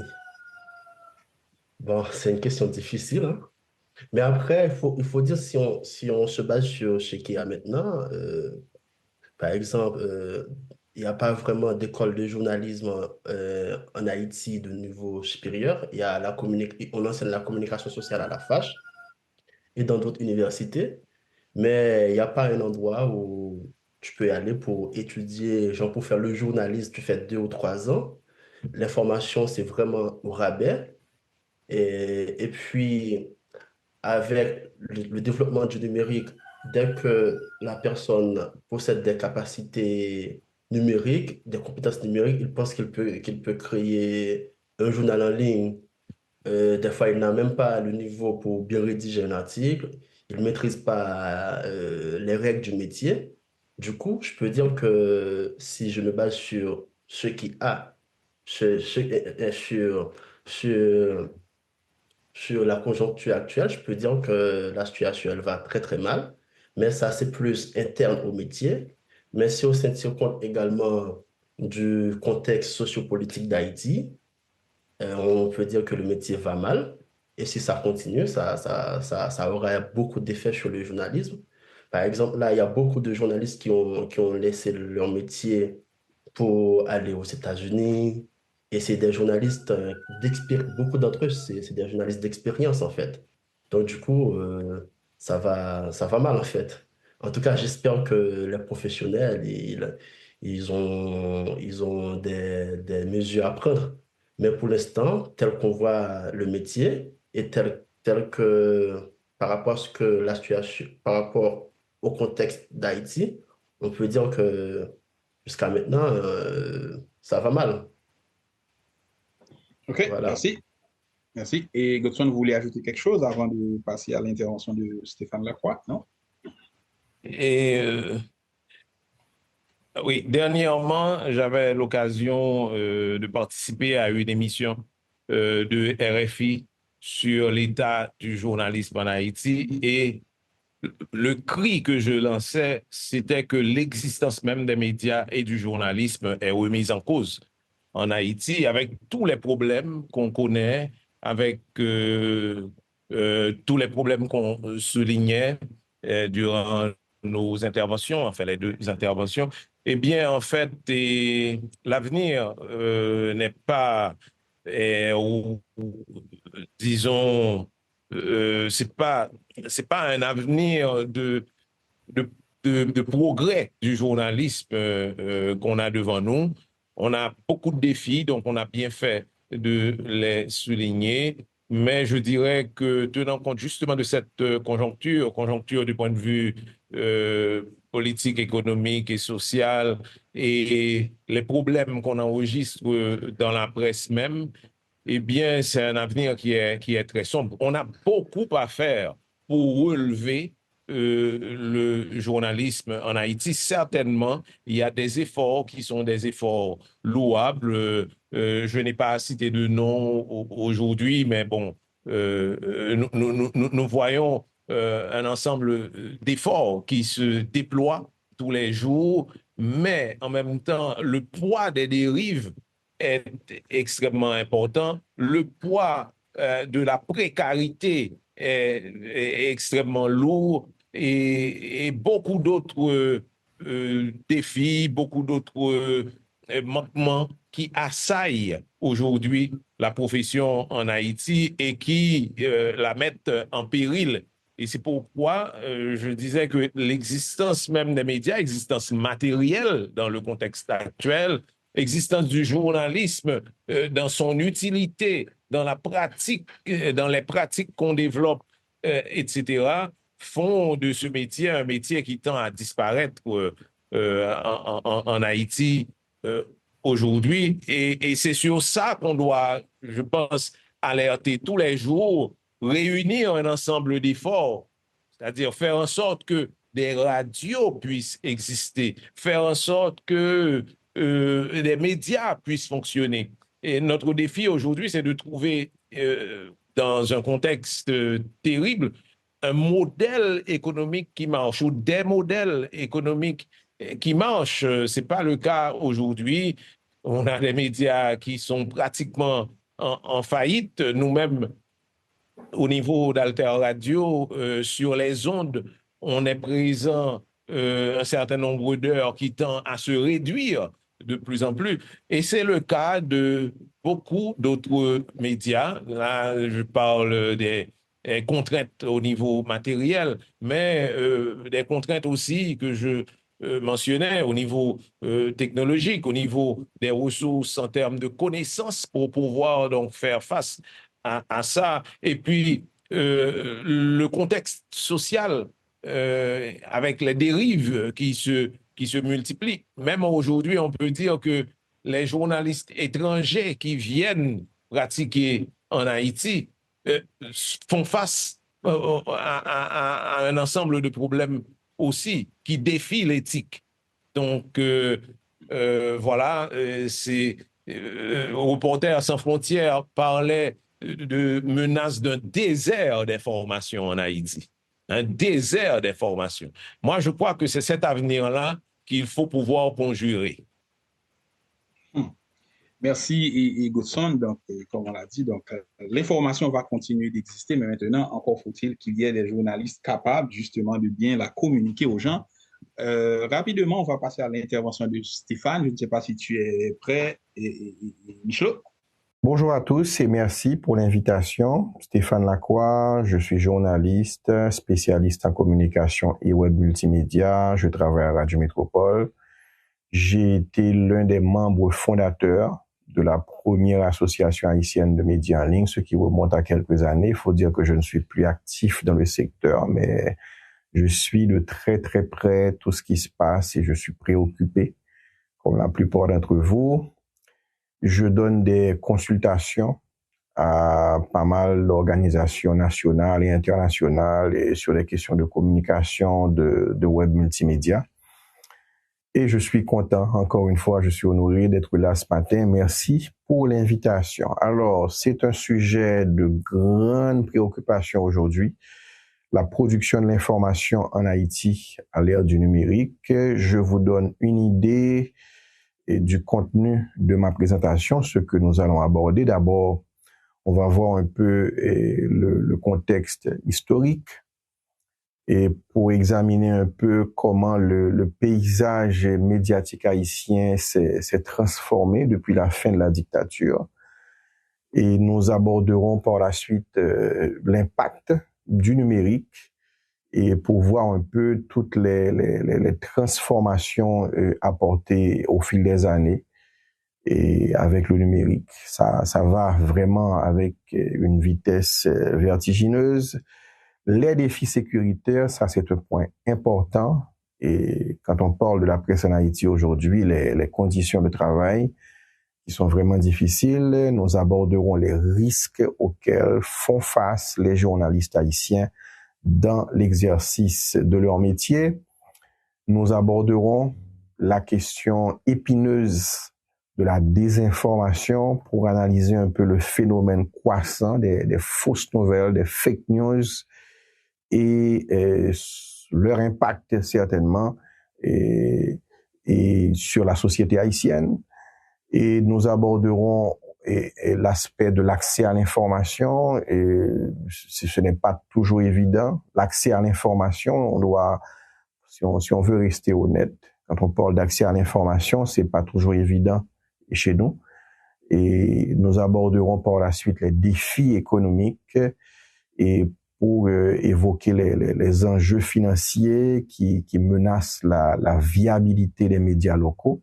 Et puis, on pourra terminer avec des perspectives d'avenir et pour envisager des opportunités quand même qui sont offertes par le numérique pour améliorer la production de l'information. Voilà un peu l'essentiel de ce que je vais aborder dans cette présentation. Et tout de suite, on va passer justement sur mon écran.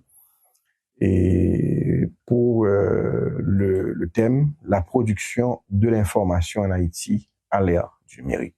La production de l'information en Haïti à l'ère du numérique, défis et perspectives. Alors, en guise d'introduction, mettons-nous d'accord que la production d'information en Haïti est à un tournant crucial, influencé par les avancées numériques. Les choses ne se font plus comme elles se faisaient avant. Et le numérique a transformé, mais vraiment transformé de façon significative la manière dont les informations sont créées, diffusées et consommées. Alors, dans cette présentation, on va un peu explorer les défis auxquels le pays fait face dans ce domaine, et tout en envisageant les perspectives offertes par le numérique et voir comment améliorer la qualité et l'accessibilité de l'information. Alors d'abord, le contexte historique, on se met d'accord que depuis la chute de la dictature en 1986, Haïti a connu une libéralisation du paysage médiatique. Les choses ont considérablement changé. Les stations de radio se sont multipliées, jouant un rôle central dans la diffusion d'informations en créole, ce qui a quand même permis une plus grande inclusion des populations rurales.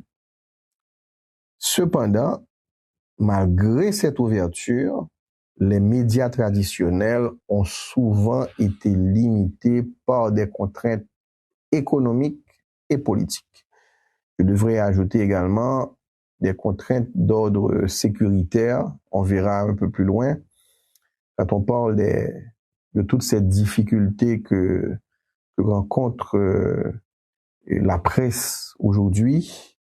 Donc, pour le contexte historique, on se met d'accord qu'il y a eu quand même, à partir de 1986, on peut dire une certaine cassure, parce que là, on a quand même franchi un tournant décisif, vraiment, et avec la libéralisation de l'information. Maintenant, un peu plus tard, le numérique arrive. Et l'ère numérique a vraiment transformé le paysage médiatique haïtien. Les choses ont changé, mais vraiment. L'utilisation croissante des téléphones mobiles et d'Internet a permis une diffusion plus rapide et plus large des informations. Les médias traditionnels tels que les journaux imprimés ont dû s'adapter en développant leur présence en ligne pour rester pertinents dans un environnement médiatique en constante évolution. Donc l'arrivée du numérique a considérablement changé les choses. Maintenant, la presse haïtienne, les journalistes haïtiens font face à des défis énormes côté sécurité. Les journalistes haïtiens opèrent dans un climat d'extrême insécurité, les menaces constantes, les agressions physiques et les enlèvements rendent leur travail périlleux. La violence généralisée dans le pays, souvent exacerbée par le contrôle des gangs sur certaines régions. On parle depuis quelque temps de territoires perdus, et ce qui limite la capacité des journalistes à couvrir librement tous les événements d'intérêt public. Les journalistes ne peuvent pas avoir accès à certaines zones et pour apporter l'information au public. Les journalistes sont eux-mêmes exposés aux problèmes sécuritaires, et des journalistes ont été kidnappés, et même des directeurs de médias l'ont été. Donc vraiment, côté sécuritaire, et la presse haïtienne se retrouve dans une situation vraiment difficile avec ces grands défis sécuritaires. Ça vraiment, c'est le phénomène qui dérange. Faut dire que nous ne sommes pas les seuls, c'est un phénomène mondial. La désinformation, mais c'est partout. S'il est bien vrai que le numérique nous a beaucoup apporté, le numérique a changé, a changé beaucoup de choses, mais la désinformation est un défi majeur à l'ère numérique. Les réseaux sociaux sont devenus des vecteurs puissants de fausses nouvelles qui se propagent rapidement, sans vérification, malheureusement. Ce phénomène est aggravé par la prolifération de pseudo-médias qui manquent de rigueur journalistique, ce qui complique l'accès à une information fiable pour le public. Maintenant, côté défi économique, les médias haïtiens font face depuis quelque temps à une précarité économique croissante. Les choses se sont considérablement détériorées durant les dernières années. La concurrence avec les grandes plateformes numériques a entraîné une baisse des revenus publicitaires traditionnels, puisqu'aujourd'hui, par exemple, une maison de commerce peut très bien décider de ne pas confier sa publicité aux médias traditionnels, mais plutôt de se tourner vers des influenceurs, vers des plateformes numériques. Alors, pour survivre et prospérer, les médias doivent trouver de nouveaux modèles économiques qui puissent garantir leur indépendance financière tout en maintenant un journalisme de qualité. Je pense que là, ça, c'est le grand défi et pour les médias traditionnels. Comment survivre? Comment trouver de nouveaux modèles économiques et pour pouvoir résister, survivre, tout en maintenant un journalisme de qualité. Et je pense que ça, c'est l'un des grands challenges aujourd'hui des médias traditionnels. Alors, côté perspective, hein, parce que là, on a vu pas mal d'aspects, les défis sécuritaires, les problèmes de l'accès à l'information et le phénomène de la désinformation, mais on ne veut pas rester négatif. Malgré ces défis, le numérique offre des opportunités significatives pour améliorer la production d'informations en Haïti. Des initiatives visant à renforcer la formation des journalistes, ça c'est l'un des combats que j'ai menés. Et à l'époque où je faisais partie de la HML, qui est la première association haïtienne de médias en ligne, j'ai beaucoup œuvré justement pour qu'on puisse autant que possible renforcer les capacités des journalistes, des médias en ligne. Et donc l'idée vraiment, c'est de promouvoir la vérification des faits et ce qui peut améliorer la qualité de l'information. De plus, des efforts pour soutenir la liberté de la presse peuvent, à mon avis, contribuer à créer un environnement plus sûr pour les professionnels des médias. Alors, en conclusion, bien que le pays fait face à de nombreux défis dans le domaine de la production d'informations, on ne va pas rester négatif. On admet, on convient que le numérique présente des opportunités pour transformer positivement ce secteur. Ceci en renforçant la sécurité des journalistes, en adoptant de nouvelles technologies, eh bien, je pense que Haïti peut espérer un avenir où l'information est accessible, fiable et diversifiée. Mais voilà, et j'ai quand même fait de mon mieux pour cerner les points fondamentaux de la question. Et malheureusement, je ne peux pas être avec vous en direct ce matin puisque ce matin même, je suis à l'antenne.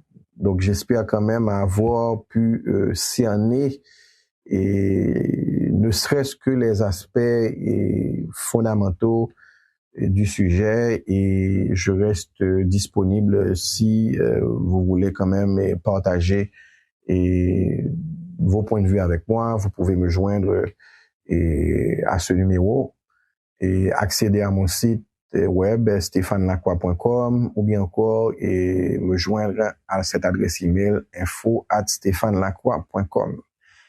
Merci beaucoup. Oui, nous disons merci à Stéphane Lacroix pour son intervention et paraît-il qu'il y a quelqu'un, c'est Harry, qui souhaiterait faire une intervention, non? Oui, Dan Action et Godson, est-ce que vous vouliez ajouter quelque chose, vous faire un commentaire par rapport à ce que vient de nous dire Stéphane Lacroix? Oui, alors c'est une intervention, disons, brève et qui aborde effectivement des questions essentielles qui concernent notre métier aujourd'hui. Et, et je trouve aussi que l'intervention de Stéphane Lacroix fait écho à plusieurs préoccupations qu'on a soulevées autour de cette table virtuelle.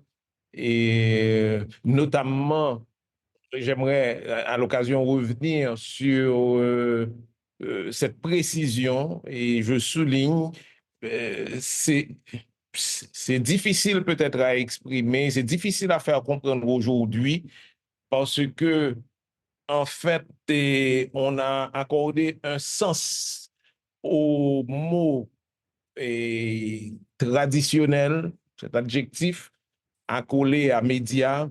euh, et il est difficile peut-être de défaire ça aujourd'hui parce que justement, on prend la technologie comme, euh, disons, comme, j'ai dit en créole, comme Mac fabrique. C'est technologie à qui Mac fabrique là, et c'est à partir de lui-même que je définis est-ce qu'un média traditionnel ou bien nouveau, d'avant-garde, etc.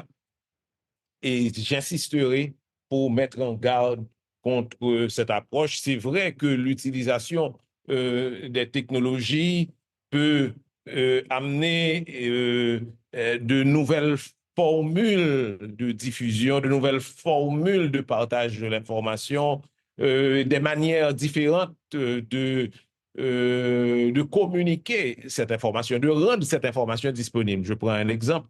Le multimédia, justement, permet de faire de l'audio sur un sujet, mais d'avoir à côté un peu un extrait vidéo que les gens peuvent aller voir et même de combiner ça à l'écrit ou en même temps de faire un article qui est un article écrit à la base, mais qui contient des éléments audio, qui contient des éléments vidéo, et même on peut aller plus loin, faire de l'infographie, etc.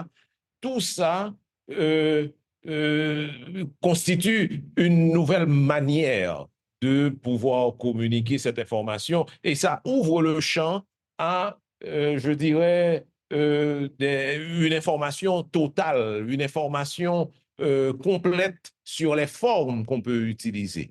Mais ça n'enlève pas la logique qui peut être traditionnelle ou pas. Parce que traditionnel, en fait, réfère à, euh, euh, disons, à une logique fondamentale qui définit le rapport des médias au contenu, qui définit le rapport des médias au public. Si ce rapport ne change pas, si ce rapport demeure le même qu'il a toujours été, eh bien, on est face à une logique traditionnelle. Donc, c'est ce qui se passe parfois au sein de nouveaux médias qui se donnent, disons, la mission de couvrir telle information, mais le contenu qui est rapporté n'a rien d'innovant comme tel. C'est-à-dire qu'on peut être dans des nouveaux médias et ne pas être attentif à l'innovation, à cette, disons, impératif d'innover et tout le temps, d'avoir l'innovation comme, c'est-à-dire qu'on fait les choses comme elles ont été toujours faites. Et on utilise un outil nouveau, mais on fait les choses comme on les a toujours faites. Donc, et c'est là, moi, que je dis que le traditionnel se trouve, disons, à l'intérieur même des pratiques qui se font parfois dans les nouveaux médias. Il y a des journalistes qui sont des journalistes, je dirais, de l'ancienne école, qui ont une pratique qui remonte à très longtemps, mais qui sont mieux pénétrés de la nécessité de l'innovation aujourd'hui que de jeunes journalistes qui arrivent dans, disons-le comme ça, des médias en ligne. Et en même temps, et je trouve aussi qu'il ne faut pas opposer médias traditionnels, entre guillemets, et médias nouveaux. Parce que, en fait, dans le paysage haïtien, tout au moins, ils tendent à se compléter. Parce que, en fait, les enquêtes montrent que lorsque les gens veulent, la crédibilité de l'information va avec justement les moyens dans lesquels ces informations sont disponibles. Et cette enquête de Panos, je crois, et d'Internews, qui montre que les gens font plus confiance ont tendance à faire confiance à ce qu'ils écoutent à la radio, à ce qu'ils lisent dans tel contexte plutôt que tel autre. Et le deuxième point sur lequel j'aimerais mettre l'accent, et je souligne que à la fin de son intervention, Stéphane Lacroix a insisté sur la vérification des faits. Les faits étant ce qui se passe, ce qui se produit réellement. Et donc, l'information vérifiée, je le disais, c'est un outil capital. Or, dans l'écosystème actuel, on a des contenus qui circulent, mais on tend à confondre l'information vérifiée avec les rumeurs, avec les... Et même certains médias font place dans leurs travaux à des rumeurs et ils ne prennent pas le temps de vérifier certaines informations. Donc, l'information vérifiée, je dirais, dans le contexte haïtien aujourd'hui et en général, c'est un enjeu important. Je le souligne encore aujourd'hui. Et la dernière chose, c'est que c'est vrai, comme le montre Stéphane, que l'Internet a pris une place extrêmement importante. L'Internet a modifié la manière dont nous pratiquons le métier aujourd'hui. Ça, on n'en doute pas. C'est un élément extrêmement important. Mais en même temps, dans la société haïtienne, il faut souligner les limites d'Internet. Parce que les gens précaires, qui constituent la majorité de la population haïtienne, ne peuvent pas se permettre ou n'ont pas accès à un Internet cher tel qu'il est en Haïti aujourd'hui. Est-ce que les gens en Haïti vont suivre un journal télévisé sur Internet? Est-ce que les gens en Haïti aujourd'hui vont écouter pendant de longues heures la radio en ligne ou même les podcasts? Et donc, ceci dit, l'Internet est extrêmement important, mais dans une société précaire comme celle d'Haïti aujourd'hui, où seulement 30% de la population a accès à Internet, il faut revoir ces questions-là et ne pas céder à la mode Internet. Certainement, dans les milieux professionnels, etc., on doit mettre à contribution cet outil, et cet outil doit être au cœur de notre métier, c'est clair. Mais il ne faut pas se faire d'illusions là-dessus. Les gens continuent d'écouter la radio, les gens continuent de lire ce qu'ils peuvent lire, les gens continuent de regarder le petit écran tel qu'ils le peuvent dans un pays sans électricité et tout. Et ce qui fait d'ailleurs que la radio demeure le moyen le plus important aujourd'hui, c'est toujours le média roi, quel que soit ce qu'on peut en dire aujourd'hui, ce média demeure le média roi. Pour s'informer, pour entrer en interaction avec les autres, pour sentir qu'on fait partie d'une société pour plein de choses. C'est la radio qui permet de rejoindre les gens. Et donc, et pour terminer, et parce que j'ai été trop long, je vais le dire très clairement, je suis étonné de voir la police, dans un contexte d'insécurité pareil, développer des campagnes de sensibilisation à travers X et à travers Facebook pour rejoindre la population haïtienne dans ce qu'ils appellent un mariage police-population. Ce n'est pas possible, ce n'est pas intelligent non plus. Il faut aller vers la radio pour informer les gens, pour leur passer des éléments susceptibles d'influer sur leur comportement. Certes, il y a beaucoup d'Haïtiens qui sont présents en ligne, mais beaucoup d'entre eux se trouvent à l'étranger.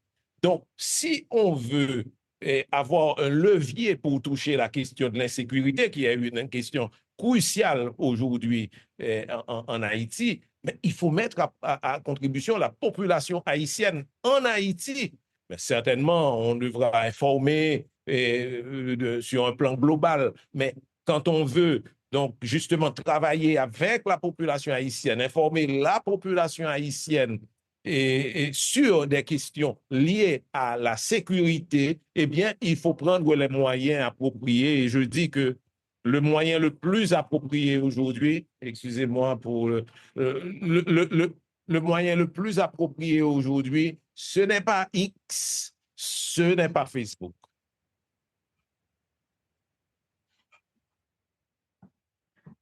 OK.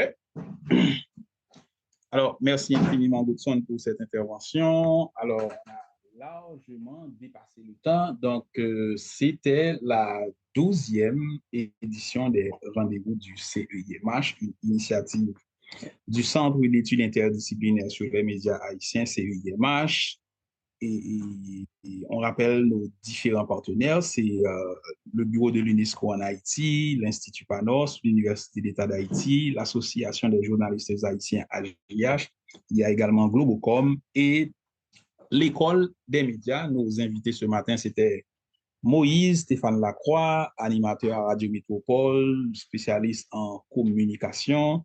Nous avons aussi Godson Pierre, qui est le coordonnateur général du groupe Médias Alternatifs, et Danaxon Pierre, qui est chercheur en communication, donc Danaxon Joachim. Comment? Ah, Danaxon Joachim. Merci. Danaxon Joachim. Donc, on va mettre un terme à ce webinaire. Je ne sais pas si vous voulez ajouter quelque chose, Danaxon, ou encore si Godson souhaiterait ajouter quelque chose pour conclure.